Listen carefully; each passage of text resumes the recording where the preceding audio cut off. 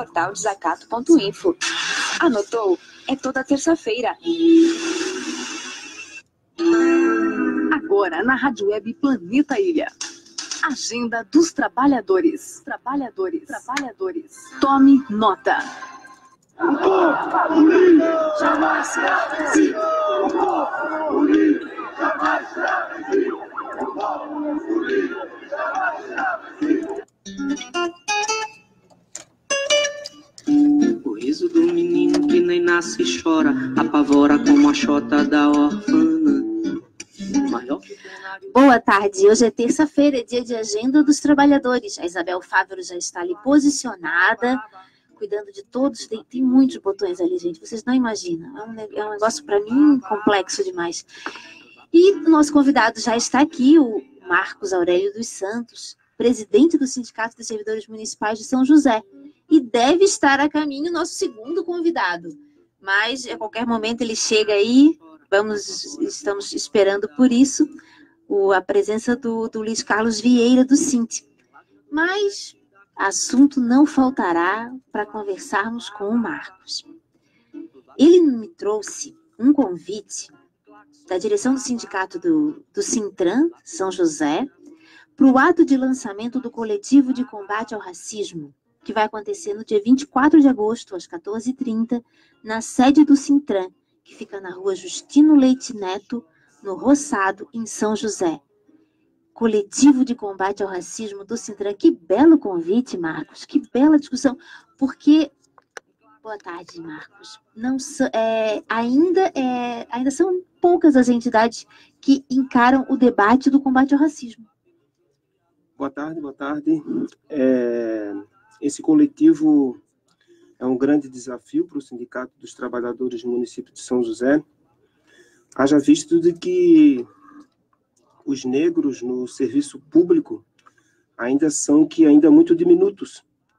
Por mais que hoje os negros são maioria da população brasileira, somos 51,9 negros e negras e pardos nesse Brasil. E ainda temos um grande hiato da ocupação de cargos públicos por esses negros e negras.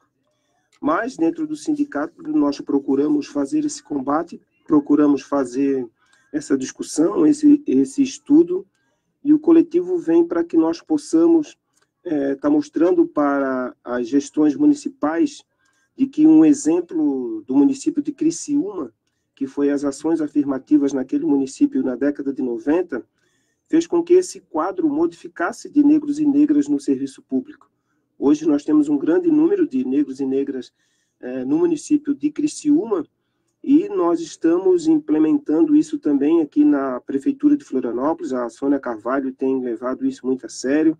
O Juninho Mamão, que é o secretário da Copir, também tem trabalhado para que essa situação possa estar fazendo com que nós possamos estar sendo oportunizado essa condição através das ações afirmativas, que são as cotas no serviço público. Nós temos uma lei federal que nos dá o direito de estar fazendo o concurso público e de estar também ocupando esse espaço no serviço público federal. Agora nós queremos também fazer essa discussão no serviço público municipal e no estadual também. Sem dúvida. Como é que foi o debate dentro da direção do sindicato sobre a constituição desse coletivo? Ele já está composto, Marcos? Como é que já está o andamento inicial dessa composição do coletivo? Essa composição, quando eu cheguei no sindicato em 2012, que o nosso ex-presidente Valmor, né, que veio falecer agora, e até nós inauguramos no mês passado uma sala de formação, Valmor Paz, né? E sempre todos os integrantes do sindicato já vinham fazendo essa discussão. Só que alguns motivos ainda faziam que nós não colocássemos isso em prática. Mas, como o nosso sindicato ele é ocupado por grande maioria de mulheres, né, a nossa diretoria é composta de 10 mulheres e 2 homens, né, faz com que o debate floresça de uma forma mais inteligente, mais objetiva, sabendo das necessidades desses agrupamentos, do agrupamento LGBT, de negros, de mulheres, dos índios, daqueles povos que estão sendo discriminados e sofrem preconceito no dia a dia.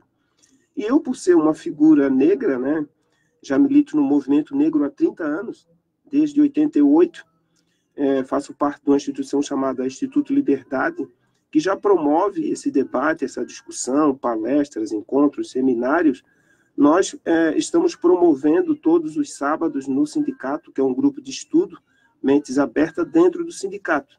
E com isso, essa discussão foi para dentro do sindicato e o sindicato absorveu essa discussão e, a partir daí, a nossa grande guerreira e líder, Jumeri Zanetti, encampou essa situação junto comigo e demais diretores, e o coletivo está pronto para ser lançado no próximo sábado, dia 24, às 14h30. Que beleza, porque realmente as políticas, a política do governo, escancaradamente, né, Marcos, aponta no sentido de retirada de direitos, e que a gente sabe que a população, as mulheres negras, os indígenas, as pessoas, são as pessoas com os mais baixos salários é que vão sentir, já estão sentindo há algum tempo, mas sentem mais forte, sentem primeiro digamos assim, os açoites dessa política que está mirando a destruição de todos os setores do serviço público, né? E municipalmente vocês estão resistindo. Como é que está lá em São José? Porque a gente sabe que não tem muitas diferenças, mas eu queria saber como é que, especificamente no município de São José, como é que o sindicato está lidando com os últimos ataques que estão colocados para os servidores do município. Nós, nos últimos 2 anos, também que nos chamou a atenção, e esse é um ataque para com o serviço público e aí os servidores, mas 2 casos nos chamaram a atenção, de caso de racismo mesmo contra uma professora e um professor, e nós sabemos que existe essa condição da invisibilidade de que os negros e negras têm de estar colocando essa situação do racismo, né? E após esses 2 casos, fica marcado para nós que nós teríamos um desafio de fazer esse lançamento.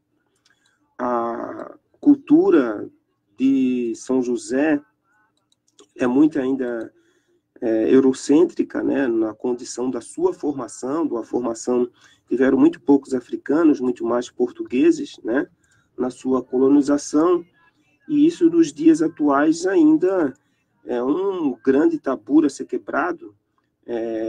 Nós temos menos de 10% da população josefense que são de negros, então todos os espaços que são ocupados de poder, de decisão, de debate político, de fazer com que as políticas públicas para que essa população tenha oportunizado condições de melhorias de vida, sempre fica mais difícil, né? Então, o serviço público que chega a essa população, chega por uma outra mão. E esses negros e negras que vão oferecer esse serviço através do serviço público são muito poucos. Então, a própria população negra de São José não tem tanto acesso de forma mais rápida e direta com seus pares no serviço público. Nós temos algumas situações na saúde que elas atingem diretamente a população negra. Mas se nós formos perguntarmos para um médico hoje que atende lá no posto de saúde de São José, ele não vai saber identificar essa causa dessa doença, porque ele coloca como tudo de forma geral. E um médico que nós temos contato, os médicos negros, já tem essa visão. E isso poderia, através da inserção desses profissionais no mercado do serviço público, ter esse olhar, ter esse cuidado dentro da própria educação, apesar de que na Secretaria de Educação de São José hoje nós temos a Alzira, que toca o UERE, né? Que é o debate das relações étnico-raciais, mas ainda ele é muito superficial. Nós precisamos com que a 10.639, que é uma lei que saiu aqui de Florianópolis, tomou o Estado e tomou proporção a nível de Brasil, ela possa estar sendo trabalhada nas escolas com os nossos professores de uma forma mais objetiva, com mais contundência, para que a gente possa estar melhorando esse quadro de racismo e preconceito que ainda perdura nas escolas de São José também, né? Pois é, você está falando de escolas, né? Você é um educador, né, Marcos? Especialista em educação. E eu queria te perguntar, porque esse programa, a Agenda dos Trabalhadores, não é só para falar das nossas pautas e das datas. Eu gosto sempre de buscar histórias de muito tempo atrás. Você lembra, Marcos, quando foi que você despertou para a questão do racismo? Em qual momento da sua vida, em qual situação, você tomou a consciência de que era um homem negro e que nessa sociedade as coisas seriam diferentes para você, por conta de todo o racismo que ainda está impregnado nas relações? Você falando isso me deixa um pouco emocionado, porque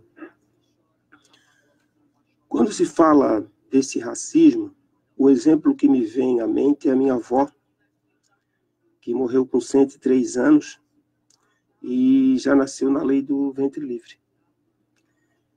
E os negros aqui em Desterro, da condição de vida ou da não condição de vida que esses negros tinham, faziam com que os seus filhos, os seus netos, pudessem ter uma melhora de qualidade de vida.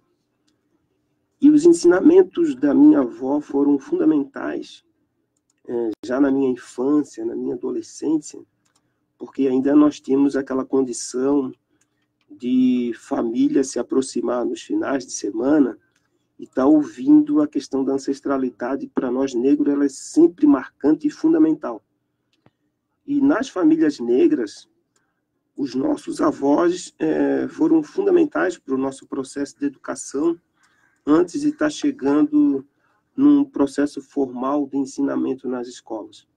Então, a minha avó, na minha formação, foi fundamental e contribuiu para que eu pudesse ter esse olhar e de me enxergar já como uma criança negra na escola, e depois, na adolescência, avançando pelo campo de trabalho, e muito rápido fez com que esses ensinamentos eu pudesse estar adentrando dentro dos movimentos sociais, dentro do movimento negro, sempre com trabalhos voltados para a comunidade, voltados para o coletivo, e isso ela despertou.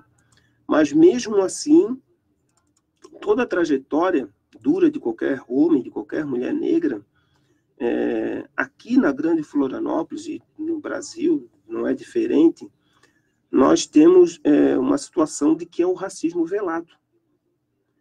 E esse te deixa marcas profundas, porque você não percebe ele não toca. Quando você tem um apartheid, você sabe diferenciar esse racismo e você busca armas para poder se defender. Mas quando esse racismo é velado, e aqui na Grande Florianópolis não é diferente, você tem que ter as suas alternativas, os seus portos seguros de ensinamento e principalmente dessa ancestralidade, para que você possa estar lidando no dia a dia com essa condição desse racismo velado que nós temos aqui muito forte nessa Grande Florianópolis. Exatamente. Marcos, voltando de novo para a questão de que você é educador e que você, então, como menino, já teve toda essa sua formação na família e depois você buscou o caminho, então, da academia, né? De se tornar um professor, de se tornar um educador. E agora, nesses tempos de escola sem partido, e que isso que você falou, do racismo velado, né?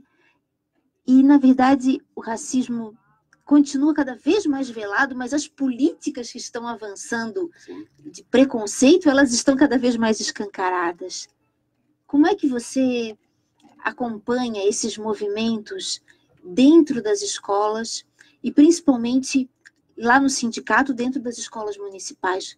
Porque a classe dos professores, ela está sendo especialmente atingida de uma forma muito cruel por esse governo, porque ataca o modo de fazer do professor, ataca a sua profissão, ataca a sua aposentadoria e empodera os estudantes como possíveis, sabe, como uma população que está lá e que veio para aprender, mas que também pode se tornar um agressor.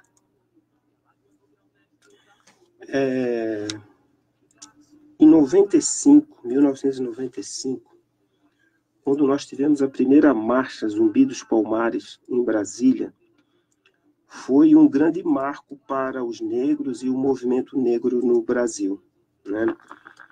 A partir dali, o movimento negro começou a olhar para os seus objetivos, começou a olhar para dentro daquilo que ele tinha de poder e aquilo que ele poderia alcançar para os seus irmãos e para os seus companheiros em si. Quando nós ultrapassamos 1995, nós tivemos também um grande outro marco, que foi o primeiro encontro nacional de entidades negras em São Paulo. A partir dali que se construiu políticas públicas para que se pudesse estar sendo voltado para modificar a vida desses negros e negras. Quando nós chegamos agora no governo popular, esse governo progressista popular que oportunizou, que esse povo precisa de oportunidade. E quando oportunizou essa situação, nós podemos ver que, através das ações afirmativas, nós fomos modificando o cenário dessa cara brasileira.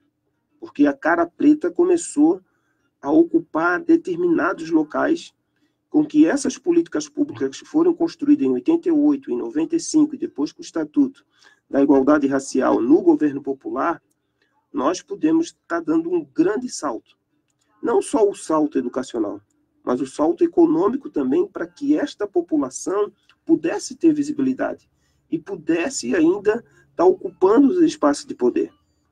E aí se modificou de uma forma que nas famílias, aonde que nós tínhamos 5, 8 filhos, um daqueles filhos alcançava um ensino médio.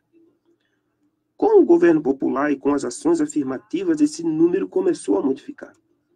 Porque até no início dos anos 2000, do século passado, nós éramos 1,33 dentro das universidades públicas. E era um número muito complicado. Fazia com que nós não ascendêssemos economicamente e nem pudéssemos ter posto de poder, de estar discutindo o poder da sociedade, né?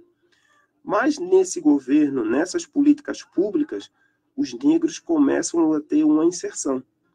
Eles começam pela educação, através das ações afirmativas da 10.639, começam a estar estudando através do Estatuto da Igualdade Racial no governo popular, e a partir daí, determinados cursos começam a ter uma frequência maior de negros e negras dentro das universidades.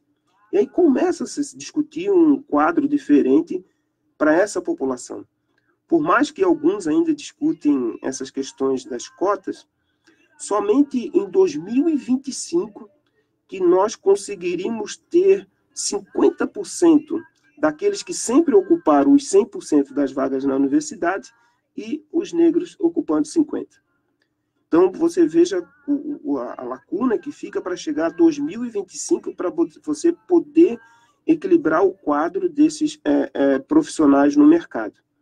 E dentro da educação, e nós temos um exemplo clássico e raro, na década de 40, nós tivemos a nossa, podemos que dizer, a nossa princesa, a nossa heroína, que teve agora no domingo o seu rosto descerrado num dos prédios aqui de uma das ruas de Florianópolis, que foi Antonieta de Barro, que através da educação começa a modificar a vida das famílias negras, porque boa parte dos homens e das mulheres negras, a tendência era ir para o campo da educação. E chegando agora, eu sempre me refiro a esse governo popular, as famílias começaram a ter ascendência através dos cursos de licenciatura das pessoas da família. E o quadro foi se modificando. E essa situação que foi levada dentro para a educação obrigou com que os gestores pudessem estar fazendo da 10.639 pudesse ser aplicada na prática. E isso ainda absorveu alguns outros profissionais não negros, né? E os negros que lá estiveram começaram a implementar essas políticas. E aí você vê das mudanças que ocorreram em toda a educação básica do Brasil e todo o formato para essa população e os outros povos também que sempre foram discriminados de acessos à universidade, modificar um pouco desse rosto, um pouco dessa cara, um pouco dessa situação de amenizar um pouco desse sofrimento, porque ainda, se você for na Alemanha e ver qualquer um fazendo um gesto de nazismo, ele vai ser preso na hora. E aqui ainda, no Brasil, não se reconhece um período da escravidão, porque nós temos ainda nessa invisibilidade muitos gestos, muitas ações que prejudicam essa população e nada, porque a nossa dívida não é das pessoas para com os negros, não. É do governo, é o Estado brasileiro que tem essa dívida com os negros. E o Estado brasileiro ainda faz muita pouca política pública para diminuir esse vasto que ficou nas nossas costas do processo de escravidão. Mas nós sabemos que é através da educação que nós estamos modificando. E eu sempre me refiro, através da 10.639, a implementação dessa lei vai amenizar um pouco dessa nossa dor e um pouco do nosso sofrimento. Marcos, eu não conheço o conteúdo dessa lei. Você poderia me especificar melhor do que ela se trata? E em que instância ela está de tramitação? Ela já está valendo? Já, 10.639 é de 2006, quando da LDB, da implementação dela, né? Ela surgiu aqui, um dos precursores dessa lei, da escrita dessa lei, foi o ex-vereador Márcio de Souza, do PT, que instituiu essa lei aqui a nível municipal. Depois, aprimorada, até então, deputada estadual Ideli Salvati levou para a Assembleia Legislativa, que teve aprovação, depois levou para o Congresso Nacional, e a lei hoje, ela tem validade em todo o território nacional. A 10.639 é a implementação de políticas, né, de africanidade nos currículos de histórias e outras disciplinas correlatas, não só aquilo que está lá dentro da lei, mas todas as disciplinas devem estar trabalhando com essa lei. E aí pega muito na formação dos nossos educadores da educação básica. Essa lei trabalha com isso e aí chega diretamente aos nossos alunos. O movimento negro já fez uma avaliação do que significou a implementação das cotas raciais nas universidades públicas? Assim, Marcos, você falou um pouco, né? Bem, essas cotas promoveram a presença dos estudantes negros, possibilitou a presença dos estudantes negros nas universidades. Mas, porque agora a gente tem mais do que a possibilidade de ter estudantes, já temos profissionais formados em diversos cursos, então já é uma outra realidade, uma realidade que, inclusive, mesmo por esse governo, ainda permanece o que a gente, né, até assim, bem, que bom, mas vamos ficar, né, cuidando, porque vigilantes, porque nada está garantido, não é, Marcos? Há alguma avaliação maior do que significou esse processo ao longo de... Eu não lembro há quantos anos a gente já tem essa política. Nós já temos quase 20 anos. 20 anos. Na década de 80, a Universidade Federal aqui de Santa Catarina, junto com a Universidade de Brasília, foram uma das primeiras a estar instituindo o processo de ações afirmativas, né? E o movimento negro e a sociedade negra, ela faz esse debate e é visível nos nossos debates e nas nossas reflexões de que as ações afirmativas dentro do ensino superior fez com que acontecesse uma ascensão de oportunidades de negras e negras em espaço nunca antes visto, né? Hoje você pode chegar num consultório e se deparar com um médico negro. Hoje você pode chegar no Ministério do Trabalho e se deparar com uma juíza negra. Você pode chegar hoje num posto de uma Forças Armadas e ter um negro e uma negra. Então, essas ações afirmativas fizeram com que essa curva começasse a modificar e em vários locais da sociedade essa cara preta já pudesse estar sendo vista. Mas hoje o desafio de manter esse direito das ações afirmativas, nós precisamos, e a reforma do ensino médio, ela vai nos trazer um retrocesso muito grande. Porque com a permanência das ações afirmativas, nós precisamos com que os nossos jovens possam estar... Chegada do nosso... Chegou o nosso segundo convidado anunciado já, ó, agora ele finalmente entrou aqui no estúdio, gente. Nosso grande mestre Vieira, né? Então, hoje, essa situação das ações afirmativas, ela é uma luta de uma conquista e da manutenção. Exatamente. Mas a reforma do ensino médio, propositalmente colocada por esse governo aí liberal, vai fazer com que haja uma repressão desses jovens negros para ascender ao ensino superior. Porque da forma como está colocado o ensino médio hoje, nós vamos ter muito dificuldades com que os nossos adolescentes, os nossos jovens negros e negras, ultrapassem a barreira do ensino médio. Ele ficou novamente voltado para uma casta que sempre foi privilegiada de chegar à universidade. E esse currículo, essa base e essa reforma do ensino médio, nós vamos ter muitos problemas ainda para frente com que esses jovens e essas jovens negras possam estar acessando o ensino superior. Correto, Marcos. Como o Vieira pode estar já ouvindo, a nossa discussão aqui, porque o Marcos a gente é também educador, foi pelo caminho, a gente está discutindo a questão racial e a questão educacional, né? Então, o Luiz Carlos Vieira, o coordenador estadual do SINT Santa Catarina, chegou no... Boa tarde, Vieira, tudo bem? Boa tarde, Marcos, boa tarde, Rosângela, boa tarde a todos aqueles que nos acompanham aqui no JT. A nossa pauta aqui hoje, Vieira, é o que está vindo para a educação, né?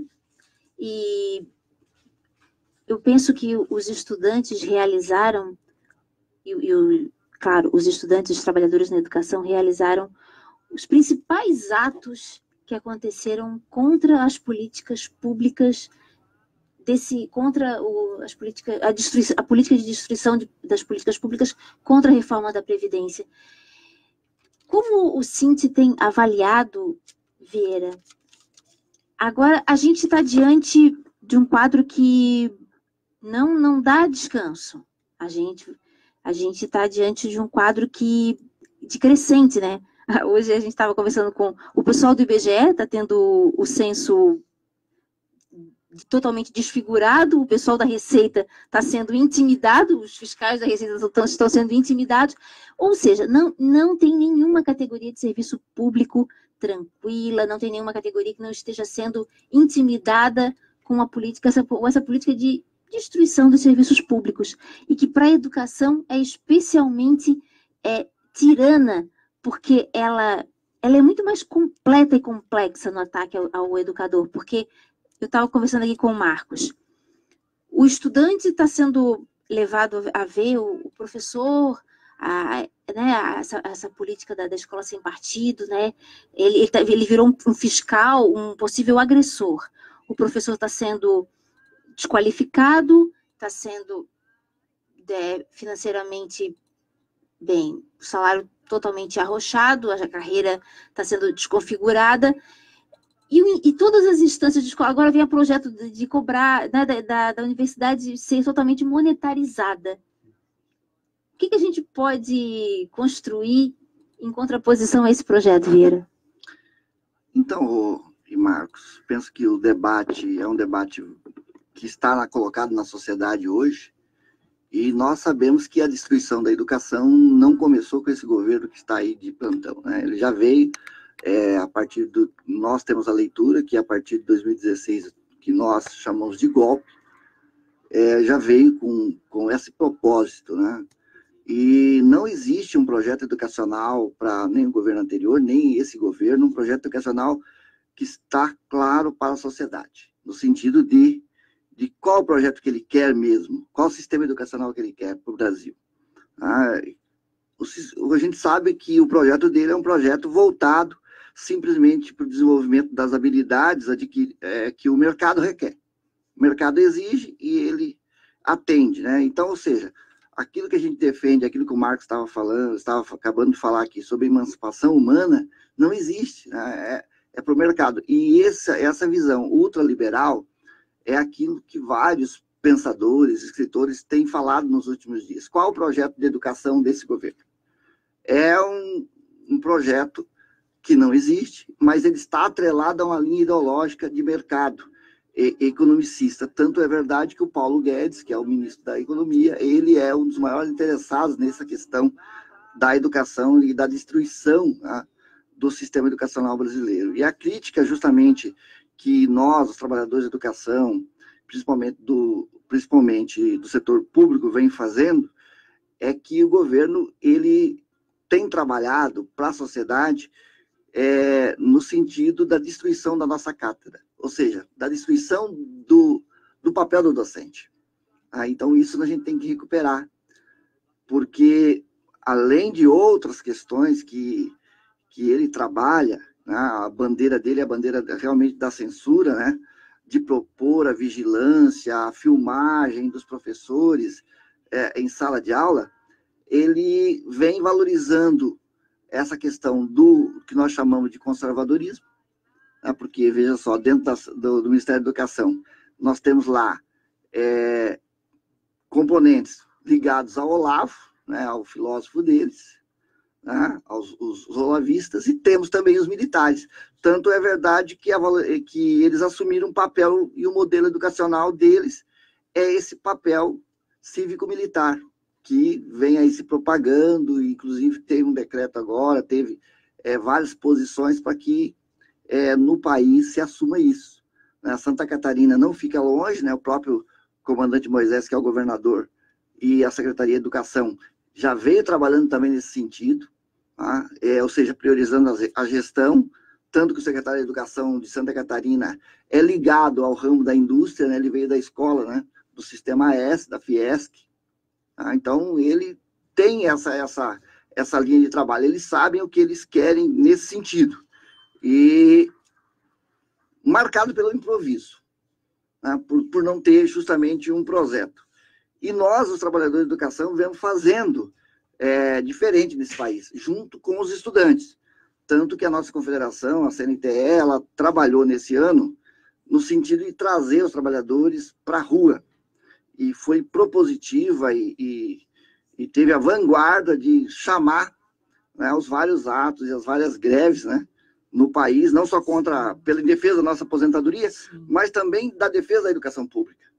Então, penso que esse papel dos servidores públicos, dos professores da escola, da rede pública, que é onde está 85% da população pobre, trabalhadora desse país, está na escola pública, não está na escola privada, né? Apesar de ter crescido a questão da escola privada, mas está na escola pública. Então, os trabalhadores da escola pública fizeram grandes atos, juntamente com os estudantes, e de todos os níveis e modalidades, né? Seja do educação de jovens adultos, educação especial, seja do ensino fundamental, né? Educação básica, ensino fundamental, séries iniciais, séries finais, ensino médio.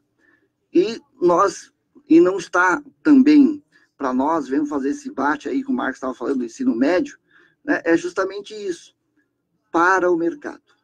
Né? Para o mercado. E a gente sabe que esse governo vai atender, quer atender, e tem obrigação de atender os interesses, né, do mercado. E vem criticando os investimentos na educação. É isso que a gente fica indignado. Né? Ele corta a educação, faz os cortes, né, tanto no ensino superior, aí agora colocou na Bolsa de Valores, né, toda a questão do ensino da educação superior, né, e vem com um novo projeto chamado Futurice. Então, são projetos realmente voltados para o mercado. E ele disse que, olha só a frase emblemática, estava no Twitter do presidente, dizendo o seguinte: o Brasil gasta mais com o estudante do que nos países desenvolvidos. Olha só, quando a sociedade ouve isso, fala, puxa vida, realmente o Brasil investe mais no estudante do que em país desenvolvido. Só que isso é uma falácia. Por quê? Porque não está vendo a questão do desenvolvimento daqueles países, não está vendo o número de alunos matriculados, só vou pegar isso, né? E a gente pega... Bom, vamos pegar os Estados Unidos, então, já que esse governo tem como parâmetro, né, o senhor, né, os imperialistas, né, e nós estamos nos transformando numa colônia. Lá, um estudante custa $17 mil. No Brasil, esse mesmo estudante, 3,7 mil por ano.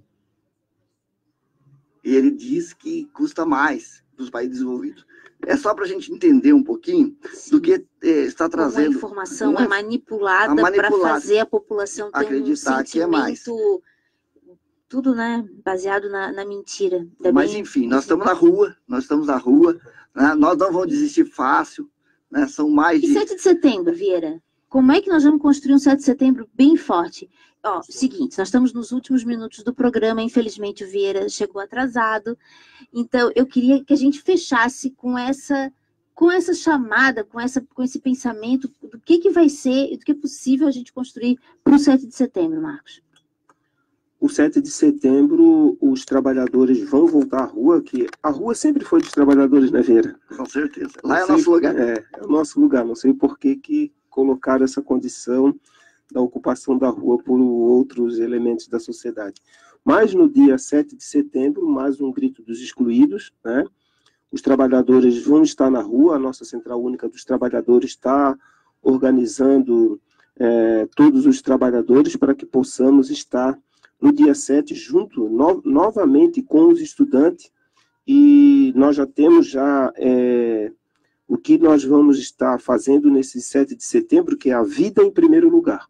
O slogan do nosso Grito dos Excluídos desse ano de 2019. Vida em primeiro lugar. Muito apropriado.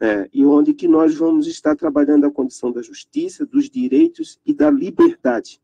Juntamente com os estudantes, vamos estar fazendo esse Grito dos Excluídos no próximo dia 7 de setembro. Muito obrigada. E Vieira, como é que está sendo o chamado? Nós estamos chamando no Brasil todo, não só o dia 7 de setembro, mas de 1º até dia 7 de setembro, a mobilização em toda a rede pública, né, desse país, chamando as pessoas para irem às ruas no dia 7 de setembro e se manifestar no Grito dos Excluídos, conforme os temas aqui aí o Marcos já colocou. Por quê? Porque esse é um momento também que a população está na rua. E é um momento que, queira ou não, a população também dá visibilidade daquilo que nós estamos buscando. Porque outros dias, apesar de estarmos nas ruas, os estudantes, os trabalhadores, mas a população, de modo geral, alguns estavam trabalhando, né? Algumas categorias, não teve uma paralisação total, uma greve geral, de fato, no Brasil. E nesse dia de 7 de setembro, não, ou está na frente da televisão, vendo os desfiles, ou está nas ruas, né, também participando. Então, esse é um momento propício para a gente colocar nossas bandeiras e discutir com a população, né? Que tipo de educação que nós queremos, né? Que mundo nós queremos. Porque o mundo que eles querem nos impor está sendo colocado através da mídia e eles têm vários mecanismos. Mas o mundo que nós queremos para nós temos que ir para as ruas para demonstrar para eles que não é esse que eles querem. Então, por isso que a nossa confederação, o Cinti também, através das suas 30 regionais no estado, está motivando os trabalhadores da educação para estarem no dia 7 de setembro participando também dos gritos, participando não, ou ajudando a organizar e participando dos gritos dos excluídos. E tem uma questão que a gente não pode abandonar, que é a reforma da Previdência, que eu penso que essa bandeira vai acabar voltando no dia 7, e tem que voltar, do meu ponto de vista, pelo menos, porque ela ainda está tramitando e ela significa um retrocesso, assim, violento e brutal. Não é, Vieira? Então, a população, de modo geral, ela tem se colocado contrária, né, à reforma da Previdência. Porém, a gente sabe que o governo usa milhões, né, para poder influenciar. Veja aí quem ele contratou, né, das personalidades que ele contratou para fazer a defesa. Mas, aos poucos, a população está percebendo, né? Porque o projeto não é só o projeto da reforma da Previdência, né? Já teve a reforma trabalhista. Veja o que foi feito agora com uma nova adesão da questão da reforma trabalhista ali, a questão dos domingos, né, Marcos? Exatamente. Então, a gente está percebendo isso. A população está se revoltando contra essa questão da reforma.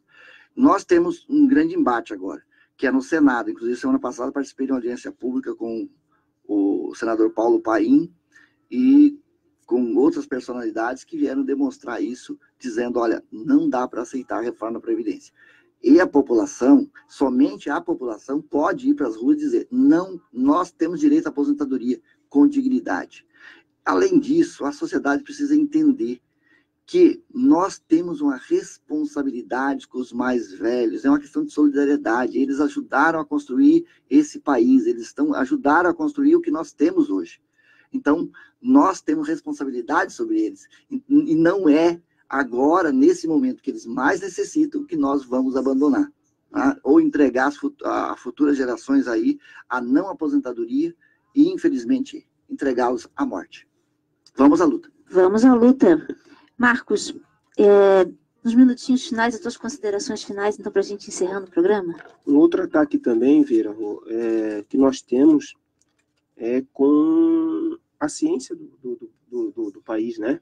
A ciência está sendo atacada de uma forma direta e objetiva por esse governo. E nós vamos ter um debate, um seminário na LESC, na próxima segunda-feira, dia 26, das 8 às 18h30, que a escola é lugar de ciência, né? Nós vamos estar fazendo esse debate, essa discussão com os trabalhadores em educação, o SINT vai estar lá presente, todos os outros sindicatos, as centrais vão estar presentes, que é um outro ponto de pauta que nós não devemos deixar estar passando nesse momento. A reforma da Previdência não vai sair da nossa pauta, nós ainda temos, sabemos que foi aprovada no Congresso, mas existe o Senado ainda, e essa condição da Previdência, e nós já sabemos que essa condição da Previdência já começou lá atrás, quando nós tivemos a aprovação da Emenda Constitucional 95, que nós tivemos o fim da terceirização, depois a reforma trabalhista, até chegar agora nessa condição da reforma da Previdência. Então, é todo um pacote que foi construído após 2013, culminando com o golpe e dando continuidade nesse governo. Então, os trabalhadores estão alertas, os trabalhadores sabem que essa reforma da Previdência não é uma reforma, porque o próprio nome já está dizendo, quem que faz uma reforma para piorar a sua casa? Exatamente. E com essa frase, a gente vai encerrando o Agenda dos Trabalhadores desta terça-feira, 20 de agosto. Agradecendo do fundo do coração um convite lindo que eu ganhei para a composição do coletivo de combate ao racismo do Sintran, agradecendo a presença do Vieira, agradecendo o trabalho carinhoso da Isabel Fávero. Até a próxima terça-feira com mais um Agenda dos Trabalhadores. O riso do menino que nem nasce e chora, apavora como a chota da órfã.